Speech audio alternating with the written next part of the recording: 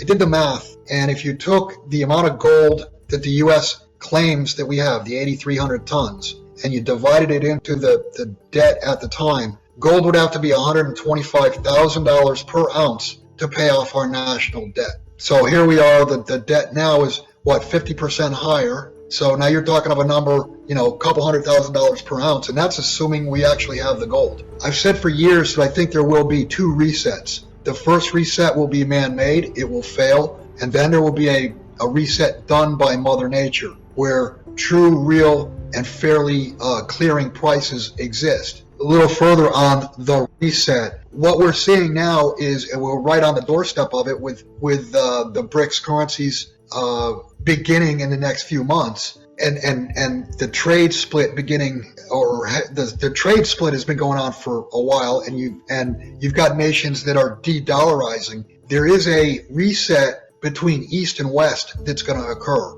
and the West is going to fail in that reset.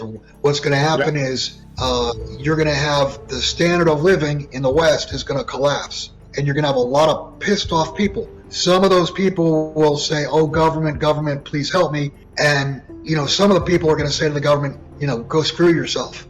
You're going to have pissed off people.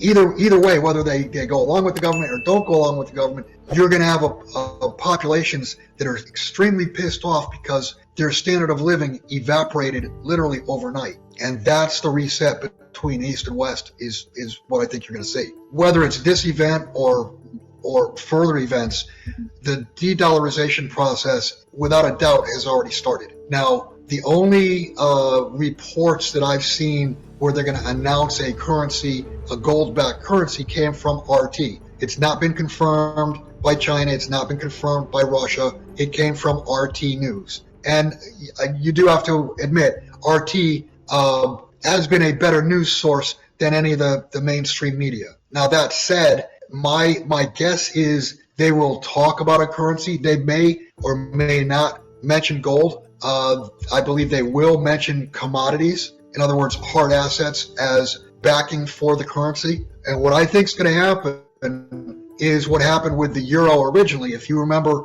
back before the year 2000, the euro was strictly a digital currency. It was used for trade settlement and only used between nations. And then, 2003 or 4, I can't remember. But then they actually came out with currency notes, and all of the countries switched all of their local currencies into euros, and thus it began. And I think that's the model probably that the BRICS are going to use. Initially, it will just be a digital currency used between nations strictly to settle trade. And at a later date, it could be a year from now, it could be 5 years, could be 7 or 10 years from now, there will be a BRICS currency that's used in the streets. Now, whether that's digital or paper, I don't know. I suspect they're going to want to do digital too because, they're governments and they want to control the people just like the Western governments do. Right. I mean, that's historical of any and all treasuries. And I mean, that's the reason for 1933 when we went off the gold standard. It's the reason for Bretton Woods. It's the reason for the petrodollar in 1971. Yeah, and the U.S. abused that privilege. They've abused it publicly. I mean, they took all of Russia's forex reserves, and the world watched that happen. The world's thinking, well, if they could do it to Russia, they could do it to us. And that's one of the reasons.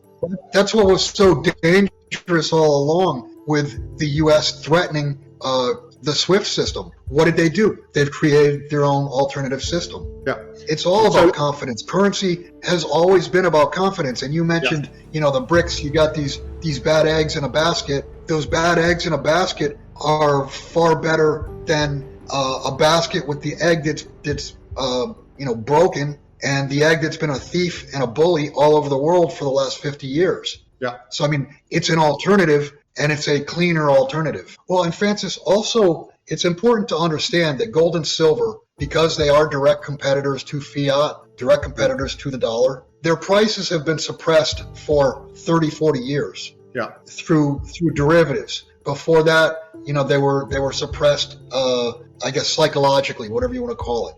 The point I'm trying to make is once we get to a place where asset prices clear, the increase in purchasing power of gold and silver are going to be far greater than 99.9% of the people out there haven't even dreamed of. And I'm going to tell you, any projection that you've seen for the price of gold or the price of silver is going to be too low.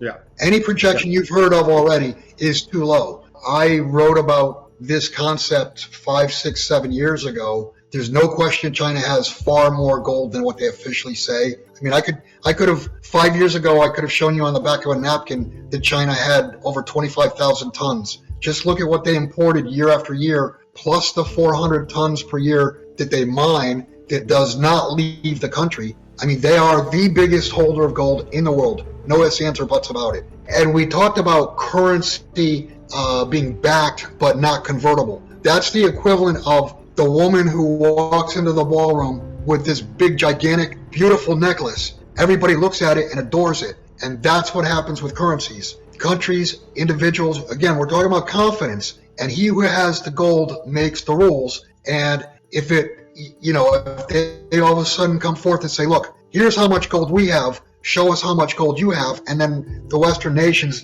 don't have even close to what they've accumulated, well, guess what? Those are the ugly women in the ballroom. I did this math, I'm thinking it was maybe 4 or 5 years ago when the U.S. Debt was 23 trillion. I did the math, and if you took the amount of gold that the U.S. claims that we have, the 8,300 tons, and you divided it into the debt at the time, gold would have to be $125,000 per ounce to pay off our national debt. So here we are, the debt now is, 50% higher. So now you're talking of a number, a couple $100,000 per ounce, and that's assuming we actually have the gold. And I wouldn't assume that, because I don't believe we have it. The foundation for the entire financial system is debt. So what they're doing is they're hollowing out the foundation itself. You've got banks, you've got brokers, you've got, and especially insurance companies, are holding all of this debt that is devaluing. It's well below par now. You have some bonds that are trading at 70, 80 cents on the dollar. So what that's done is it's made the foundation weaker and weaker, while at the same time they're adding more and more debt onto the system. So it's a double whammy. The foundation is weakening, yet the debt load itself on top is getting heavier. As far as getting out of the system or what to do, you want to become as self-reliant as you possibly can. You need to have the mindset that there's going to be a 2-week period of time, or 2 months, or 6 months. I have no idea how long once this thing goes down, how long it will take to reboot, but there will be a period of time where if you need to dial 911, nobody's going to pick up the phone, because when the financial system goes down, when credit is unavailable, the system itself will not operate. Credit is used in every single entity. Credit is used for every application, anything you touch, anything you do every single day. Nothing will work without credit. So just understand that there's going to be a point in time where you're going to have to go it alone.